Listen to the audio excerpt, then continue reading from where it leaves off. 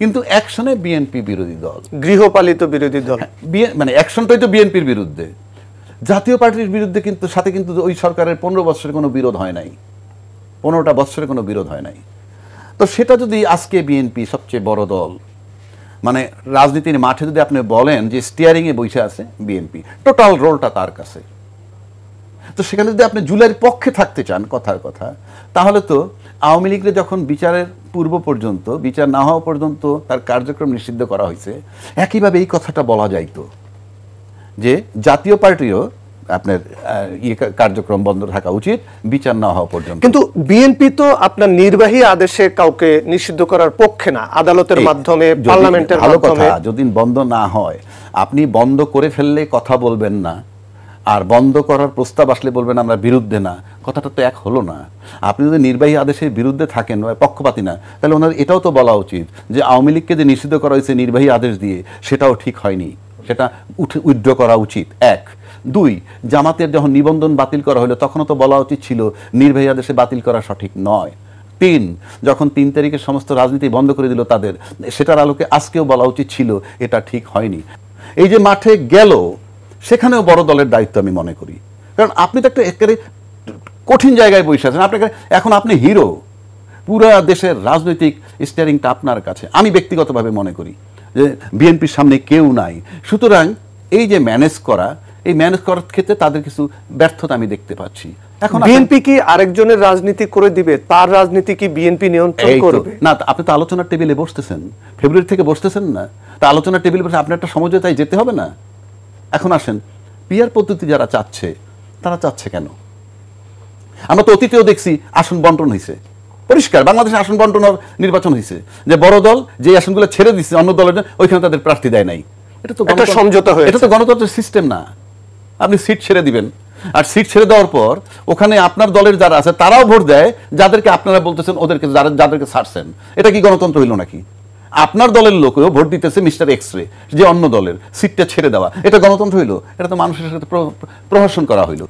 আমি কিন্তু তর্কের খাতিরে বলছি। এইবার আসেন, পিআর পদ্ধতি যারা চায় তারা যে বিরাট দেশপ্রেমিক তা বলছি না আমি, কথাটা বোঝার চেষ্টা করেন। পিআর পদ্ধতি যারা চায় তারা চাচ্ছে যে নির্বাচন নর্মাল 3-4টি সিট পাবে, আর পিআর পদ্ধতি হলে উনি 30-40টা সিট পেতে পারেন, সেজন্য উনি পিআর পদ্ধতি চান। আর যিনি পিআর পদ্ধতি চাচ্ছেন না, তিনি জানেন যে পিআর পদ্ধতি ছাড়া যদি নির্বাচন হয় তাহলে আমি 240টা সিট পাবো, আর পিআর পদ্ধতিতে নির্বাচন হলে আমার সিট 160 হয়ে যাবে। অর্থাৎ সে পিআর পদ্ধতি চাচ্ছে না যে তার অ্যাবসলিউট পাওয়ার বা অ্যাবসলিউট মেজরিটিটা নষ্ট হয়ে যাবে। আর যে পিআর পদ্ধতি চায়, সে চাচ্ছে আমি পার্লামেন্টে ঢুকবো এবং ভালো একটা আসন নিয়ে ঢুকবে। এটা কিন্তু তাদের, আমি নিশ্চিত করে বলছি, দুইটা দলই কিন্তু যার যার নিজের স্বার্থ দেখছে, পরিষ্কার। এখন আসেন, গণতন্ত্র যদি আপনি বিশ্বাসী হন, তাহলে আপনাকে দুটো জিনিস বিশ্বাস করতে হবে। নির্বাচনই একমাত্র ব্যারোমিটার না, যে নির্বাচন হয়ে গেল বাস আমরা গণতন্ত্র এস্টাবলিশ করে ফেললাম। It is not that. বাংলাদেশে ট্রেডিশনালি, বিশেষ করে জিয়াউর রহমান সাহেবের যে বিএনপি যখন সৃষ্টি হলো, তারপর থেকে সময়ের ব্যবধানে, এরশাদের পতনের পর থেকে যদি আমরা ধরি, তাহলে দ্বিদলীয় রাজনীতি বাংলাদেশে আছে, এর বাইরে কোনো রাজনীতি নাই, দ্বিদলীয়। তা দ্বিদলীয় রাজনীতিও বনিবনা হয় না। আপনি দেখেন, আওয়ামী লীগ যখন ক্ষমতায় ছিল 1 লক্ষ মামলায় 60 লক্ষ আসামি, আবার আওয়ামী লীগ যখন পতন হয়ে গেল আবার বেশ কিছু মামলায় লক্ষ লক্ষ আওয়ামী লীগের আসামি, এবং এই আসামিগুলোর আলটিমেটলি কোনো মামলা হয় না, অ্যাকশন হয় না, কিচ্ছু হয় না। এটা ভাইস ভার্সা। কীরকম?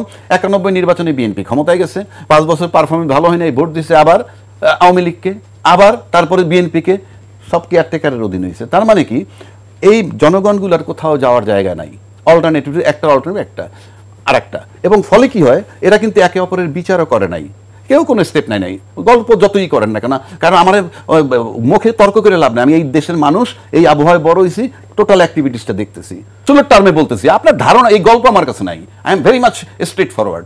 নির্বাচনী ফলাফল আমরা অ্যাডভান্স জানি, কি জিতবে কারা, প্রধানমন্ত্রী, সেটা তো জনগণের ভোটেই জিতবে। জনগণের, আমরা জানি তো, আমরা জানি কেন জানি, এটা তাদের দোষ নয়, আমি কিন্তু দোষ বলছি না।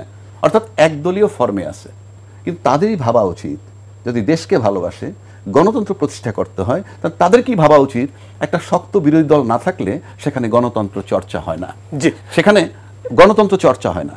এখন গণতন্ত্র চর্চা করার জন্যে, একটা বিরোধী দল আনার জন্যে, এটা রাজনৈতিক দলেরই দায়িত্ব কিভাবে একটা শক্ত বিরোধী দল আনা যায়। যদি এটা না ভাবেন তাহলে পরিষ্কার সেই দল তার নিজের দল এবং তাদের স্বার্থ দেখছে, রাষ্ট্র এবং জনগণের নয়।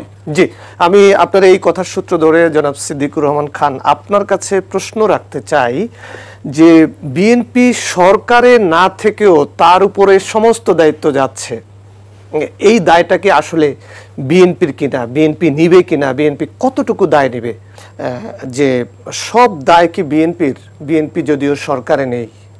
দেখুন, প্রথম কথা হলো একটু আগে যে আপনি একটা ক্লিপ আমাদেরকে দেখিয়েছেন কিশোরগঞ্জে মির্জা ফখরুল ইসলাম আলমগীর সাহেবের বক্তব্য, সেখানে বলা হচ্ছে যে বিএনপির বিরুদ্ধে এখন এই মুহূর্তে বাংলাদেশে সবচেয়ে বেশি অপপ্রচারের, বিশেষ করে আপনি সোশ্যাল মিডিয়া যদি দেখেন অন্য জায়গায়, সেখানে বিএনপি।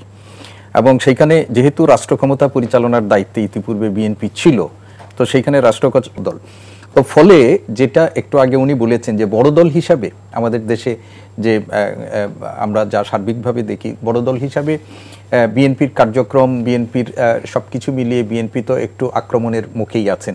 এবং আপনি ধরেন এই যে ডক্টর মোহাম্মদ ইউনূস ইংল্যান্ড থেকে ফিরে আসার পর সেখানে বিএনপির ভারপ্রাপ্ত চেয়ারম্যানের সাথে ওনার আলোচনা করার পর এসে যখন নির্বাচনের সুনির্দিষ্ট সময় উল্লেখ করা হলো, এবং সেইখান থেকে কিন্তু বিএনপি আরো বড় মাপের একটা অপপ্রচারের মুখোমুখি হলো যে সরকার তাদেরকে বেশি সুবিধা দিচ্ছে।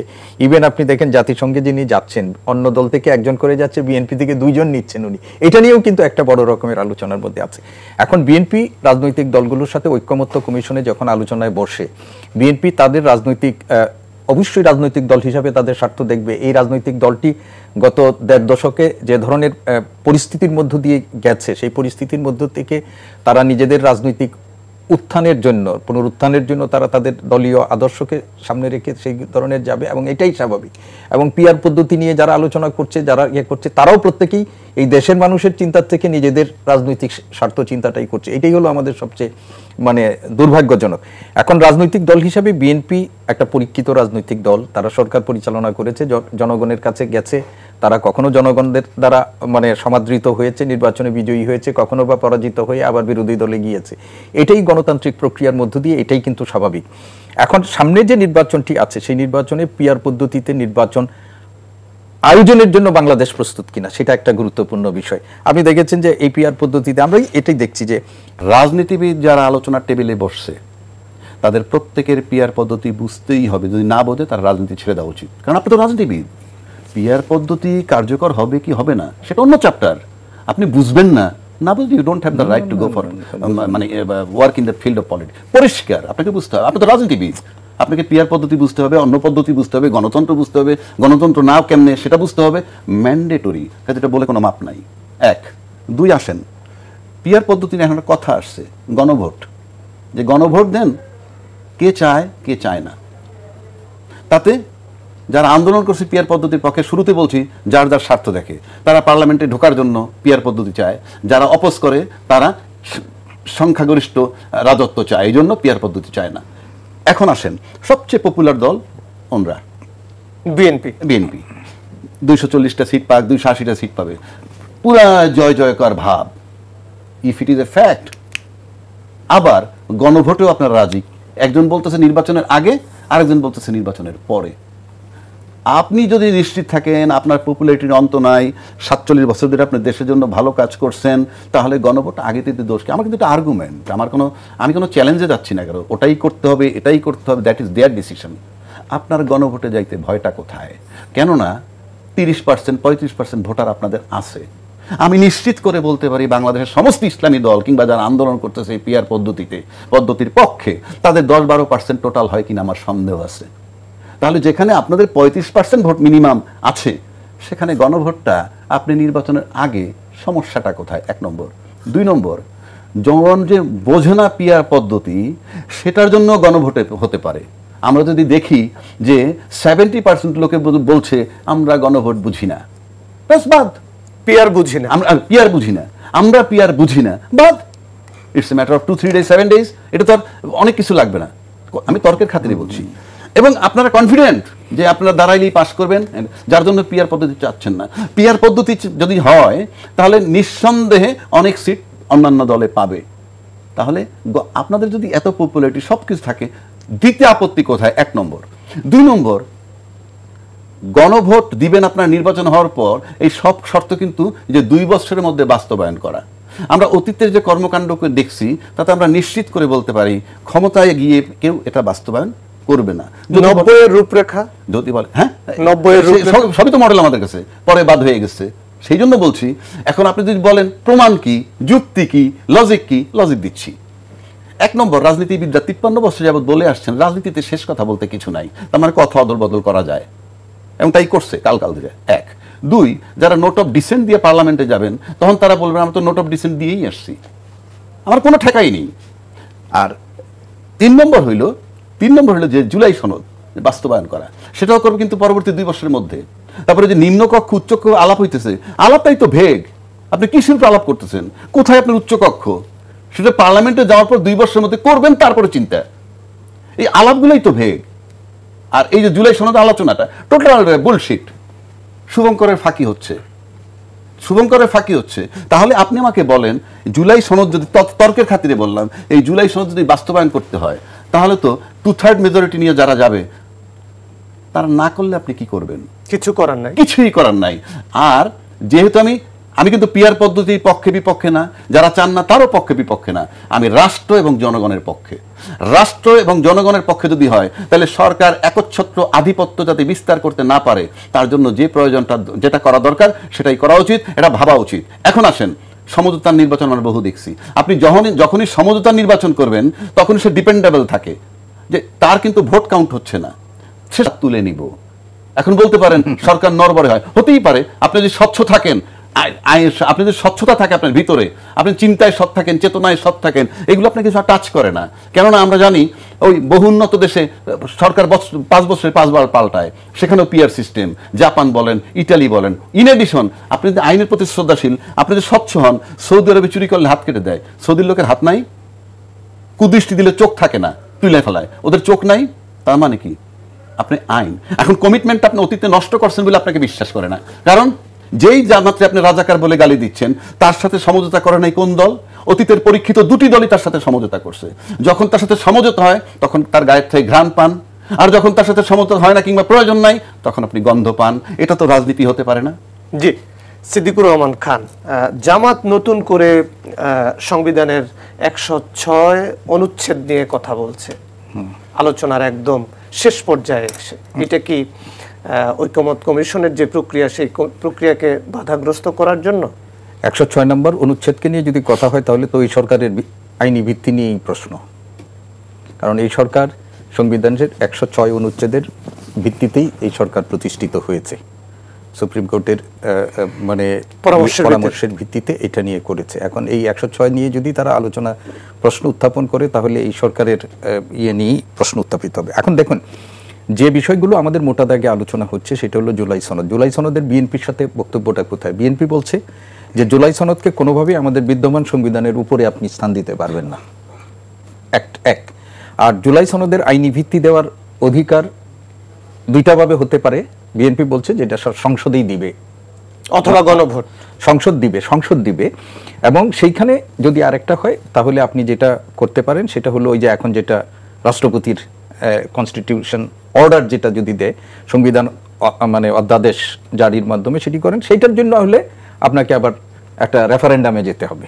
এবং সেই রেফারেন্ডাম সম্ভবত কি বলে ঐকমত্য কমিশন যে প্রস্তাবনাটার দিকে নিয়ে যাচ্ছে, সেই প্রস্তাবনাটা হচ্ছে যে বিশেষজ্ঞদের সাথে তাদের যে মতামত পেয়েছে এবং আলোচনা, সেটা হলো যে একই দিনে জাতীয় সংসদ নির্বাচন এবং কি বলে রেফারেন্ডাম একই দিনে হবে। এবং সেই রেফারেন্ডামে যদি জনগণ যদি সেইখানে রেফারেন্ডামের পক্ষে মধ্যে, তাহলে সংসদের এটার বাধ্যবাধকতা তৈরি হবে, এটাকে এক্সিকিউট করার ব্যাপারে সংসদের একটা বাধ্যবাধকতা তৈরি হবে। এই ফর্মুলাটা নিয়েই সম্ভবত এখন ঐকমত্য কমিশন জুলাই সনদ বাস্তবায়নের দিকে সরকারের কাছে প্রস্তাবনা দিবে। আর আপনি যেটি সংস্কারের কথা বলছিলেন, আজকেও দেখবেন যে প্রধান উপদেষ্টার প্রেস সচিব তিনি কিন্তু বলেছেন যে আমাদের মোটা দাগে গুরুত্বপূর্ণ যে সমস্ত সংস্কার, অনেকগুলো ছিল কিন্তু আমরা গুরুত্বপূর্ণ যেটা মনে করেছিলাম সেখানে 74টা বিষয় তারা নির্ধারণ করেছিলেন। এবং এই 74টা বিষয়ের মধ্যে ওনারা 24টা ইতিমধ্যে ইমপ্লিমেন্ট করেছেন, 14টাকে আংশিক ইমপ্লিমেন্ট করেছেন এবং 39টা তাদের ইমপ্লিমেন্টেশনের পথে আছে। কিন্তু যেটাই উনিও বলেছেন, ওনার সাথে আমরা একমত যে আমরা যদি নির্বাচনের ব্যাপারে সমঝোতায় না আসতে পারি, সংবিধানের প্রশ্নে প্রশ্নে যদি আমাদের সংবিধানে আসতে পারি, তাহলে কিন্তু অনেক কিছুই হবে না। তবে আমি যেটা এখন মনে করছি যে সময় যত পরিবর্তন হবে তত মধ্যেই আরও রাজনীতিতে নতুন নতুন ইস্যু আসবে। আপনি যেটা বলছেন, এনসিপি তো বলেছিল ফেব্রুয়ারিতে আমরা নির্বাচন হতেই দেব না, এবং নিম্নকক্ষের বা ইয়াতে তারা পিআর পদ্ধতি, কিন্তু এনসিপি এখান থেকে অবস্থান থেকে তারা সরে যাচ্ছে। এনসিপি এটা থেকে তারা সরে যাচ্ছে যে পিআর পদ্ধতি উচ্চকক্ষে সেটা ইমপ্লিমেন্ট, এবং উচ্চকক্ষে আমি আবারও বলছি আমার ধারণা শেষ পর্যন্ত উচ্চকক্ষের ব্যাপারে বিএনপিরও একটা হবে। এখন আপনি বলেন যে উনি বলছেন যে ইসলামী দলগুলো 10-12% হবে, কিন্তু 10-12%-এর এই মত যারা মনে করে যে সংখ্যাগরিষ্ঠ তাদের সাথে আছে, তারা এটা কেন মানবে? যে 10-12% যদি পিআর পদ্ধতির কথা বললেন, তাহলে বড় দল হিসাবে আরো মানে যাদের সাথে আছে সম্ভাবনা যারা আছে তারা কেন মানবে? এই রকম একটা অবস্থার মধ্যেই দাঁড়িয়েছে আমাদের বাংলাদেশের এখনকার রাজনীতি। তবে সেইখান থেকে আপনি যে যত কথাই আমরা বলি না কেন, যে রাজনৈতিক দলগুলো 54 বছরে তারা নিজেদের স্বার্থই দেখেছে। জনগণ আমরা সবসময় ক্ষমতার পট পরিবর্তনের মাধ্যম হিসাবে আমরা ব্যবহৃত হয়েছে। আওয়ামী লীগ বলেন, বিএনপি বলেন, জামাত বলেন, সবাই। এবং এই যে এখন নির্বাচনকে সামনে রেখে কত ধরনের মানে গুজব, কত ধরনের প্রচারণা, অনেক কিছুই এখন কিন্তু চলছে। বাংলাদেশের মানুষ এগুলো গ্রহণ করে, চেক করে, পরিশেষে তারা সিদ্ধান্ত গ্রহণ করে। আমরা চাই যেটা, সেটা হলো ত্রয়োদশ নির্বাচন হোক এবং একটা সমঝোতার মধ্য দিয়েই হোক, এবং যদি একটা যে কোনো পদ্ধতিতে নির্বাচন হয়, তাহলে যদি এই দেশের মানুষ মনে করে যে বিএনপির দ্বারা বাধাগ্রস্ত হয়েছে পিআর পদ্ধতি বা গণতন্ত্র, রিজেক্ট করার সুযোগ থাকবে। ভোটটা হতে হবে মানুষের ইচ্ছার প্রতিফলন যেখানে ঘটবে, সেইটা হইতে হবে। এইটা আমার হবে। জামাত দাবি করলেই হবে না যে আগামী নির্বাচনে তারাই সরকারি দল, বিরোধী দল। আর উনি যেটা বলেছেন সেটাও আমি বলতে চাই না যে বিএনপি একেবারে গেল মাঠে আর সবাই ভোট দিয়ে দিবে, সেই পরিস্থিতি পরিবর্তন হয়েছে। এখন পরীক্ষা দিয়েই সবাইকে আসতে হবে। এই পরীক্ষাটা যদি সুষ্ঠুভাবে হয়, তাহলেই দেখা যাবে যে কে বাংলাদেশে কার কি প্রতিনিধিত্ব করে। রাজ্জাকি ভাই, আমি আপনার কাছে আমার প্রশ্ন, যে সিদ্দিক ভাই বলল যে অবস্থার পরিবর্তন হয়েছে, অর্থাৎ আপনি বিএনপিকে যে মার্কিং দিচ্ছেন যে ভোট হলে বিএনপি ক্ষমতায় চলে আসবে, বিএনপি কি একটু চিন্তিত যে এনসিপি ইসলামী রাজনৈতিক দল ঘিরে যে মোর্চা, যে সমঝোতা, যে ঐক্যবদ্ধ আন্দোলন, একই কর্মসূচি, অভিন্ন দাবিতে, সেটা নিয়ে বিএনপি শঙ্কিত কিনা? এই প্রশ্নের উত্তর আমি আপনার কাছে জানতে চাইব। মানে কেন বিএনপির শীর্ষ পর্যায় থেকে নেতাকর্মীদেরকে বলতে হচ্ছে যে ঐক্যবদ্ধ থাকতে হবে? এটা তো খুব গুরুত্বপূর্ণ বার্তা উনি দিচ্ছেন। এটা অনেক কিছু ইন্ডিকেট করে। নাম্বার 1, তার মাঠের কর্মী নেতা, সেদিকে যদি আমি তাকাই, আপনি এটাকে সেদিকেও নিতে পারেন যে সবাইকে ঐক্যবদ্ধ থাকতে বলছে। আমরা ইতিমধ্যে বোধহয় 6-7 হাজার বিএনপির থেকে বহিষ্কার করা হয়েছে, যা আমরা পত্রিকান্তরে পাই, এবং সেটা কিন্তু বিভিন্ন অভিযোগের ভিত্তিতে। তা বিভিন্ন অভিযোগের ভিত্তিতে বহিষ্কার করার মানে হচ্ছে প্রাথমিকভাবে এটাকে অভিযোগ হিসাবে আমলে নিচ্ছে। যদি না ঘটতো তাহলে তো বহিষ্কার করার কোনো কোশ্চেন নাই। সেটা স্বচ্ছতার জন্য হতে পারে। স্বচ্ছতার জন্য তো আপনি ইনোসেন্ট লোকরে করবেন না, পরিষ্কার। আপনি ইনোসেন্ট লোকরে কেউ করবে পরিষ্কারভাবে? 1 নম্বর। 2 নম্বর, আরেকটা ঐক্যমত্যের কথা যদি বলেন, যেটা আমি আগে বললাম যে ফেব্রুয়ারি থেকে এ পর্যন্ত আলোচনা চলছে, ঐক্যমত্য টেবিলে কিন্তু রাষ্ট্রীয়ভাবে বসছে। ওকে, তা রাষ্ট্রীয়ভাবে বসে এখন পর্যন্ত ঐক্যমত্যে আসতে পারেনি, এবং ঐক্যমত্যে না আসতে পারলে তার পরিণতিটা ভয়াবহ হতে পারে। কারণ এই চেয়ারম্যান সাহেব বহু আগের থেকে, বিএনপির চেয়ারম্যান সাহেব বলছে আগামী নির্বাচনটা খুব সহজ হবে না। এখন তার বয়স আমরা যাই বলি না কেন, রাজনীতিতে পোর খাওয়া লোক উনি। পোর খাওয়া লোকটার কিন্তু অনেক অভিজ্ঞতা হয়েছে ওইখানে বসে বসে, তার কাছে সমস্ত রিপোর্ট যায়, সব কিছু যায়। আর আমরা তো এখানে টকশো করি, আর সে তো হ্যান্ডেল করে।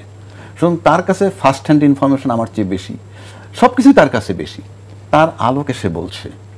এখন আজকে যদি সেখান থেকে আপনি যেমন ডাকসু জাকসু নির্বাচনটা নিয়ে আসেন, এটা কিন্তু একটা বার্তা দেয়। কি এসিড টেস্ট? এটা এসিড টেস্ট বলেন, আর যে একটা বার্তা দেয়। কারণ জীবনভর ছিল এখানে ছাত্রলীগ বনাম ছাত্র দল, সেখানে চলে আসছে ছাত্র দল বনাম ছাত্র শিবির। ছাত্র শিবির। কেউ কেউ বলে নাম লুকায়া রাখছে, এটাকে বলে আইডেন্টিটি লুকায়া রাখছে। আইডেন্টিটি লুকায় রেখে এনটিভির গ্লাসে ভোট চাইছি, ভোট পাইছি, তো ভোট তো আমি পাইছি। আইডেন্টিটি লুকায়, তাতে কি হয়েছে? রাজনীতিতে কতগুলো কমন শব্দ আছে। নাম্বার 1 ডিপ্লোমেসি, নাম্বার 2 ইসলামী দল, তারা বলে হেকমত, নাম্বার 3 খাঁটি বাংলায় কৌশল, number 4 in English simple English tricks. সব মিলে পলিটিক্স। তো যে কৌশল অবলম্বন করছে, কোথায় অপরাধটা, কোথায় তার? Absolutely correct, you just get the lesson from it. সামনে রাকসু আছে, চাকসু আছে, আপনি তাদের কৌশল জানছেন, লেট আস ফেস, দেখি আপনারা ফেস করতে পারেন। কিন্তু যেই ফ্লোটা উঠছে তার ইম্প্যাক্ট সমাজে অলরেডি পড়ছে। যদি বলেন কেমনে বুঝলেন, আমি কি বানায় বলতেছি? নো। যেই ব্যবসায়ীরা শেখ হাসিনার 3 তারিখও বলছিল দরকারে 6 মাস ব্যবসা করবো না, আপনার পাশে থাকবো, সেই ব্যবসায়িক কমিউনিটি টোটালটা জামাতের নেতার সাথে দেখা করছে, আমিরের সাথে, এই ডাকসু জাকসু নির্বাচনের পর। কারণ তারা মাঠের বাতাস জেনে ওখানে আসছে। আর ব্যবসায়ীরা যদি কেউ বোকা বলে, সে নিজেকে প্রমাণ করে যে সে বোকা। কারণ বাংলাদেশের সমস্ত বড় বড় কর্পোরেট যারা বলি আমরা, তারা ব্যাংকে থেকে 1000 কোটি টাকা লুটে এনে রাজনীতিবিদদের কিনে পকেটে রাখে। চ্যালেঞ্জ করলাম আমি, চ্যালেঞ্জ, যে ব্যাংকের থেকে 1000 কোটি টাকা লুইটা আইনে রাজনীতিবিদদেরকে প্রাড়ো গাড়ি, এইটা গাড়ি, সেইটা গাড়ি, ওইটা দিয়ে সেইটা দিয়ে পকেটে রাখে। You must salute them. সুতরাং বাংলাদেশের সবচেয়ে বেশি কঠিন রাজনীতিবিদ এখন কর্পোরেট, এবং কর্পোরেট রাজনীতিটা নিয়ন্ত্রণ করে কখন? যখন রাজনীতিবিদরা বিক্রি হয়, লোভে পড়ে, এটা যখন কর্পোরেটরা নিশ্চিত। সুতরাং যেই ফ্লোটা এখন মাঠে আছে এই জামাতের মানে শিবিরের, এটা যদি চাকসু চলে যায় আর জামাতের পিয়ার পদ্ধতি মাঠে নামে এবং ছাত্ররা যদি মাঠে নামে, আমি বলছি না জামাত ক্ষমতায় যাবে, বাট এটা একটা বিরাট প্রেসার হবে। সেক্ষেত্রে আপনি সমঝোতার মাধ্যমে নির্বাচনে যাবেন নাকি এই পিয়ার পদ্ধতি যাবেন, সেটা তাদের চয়েস।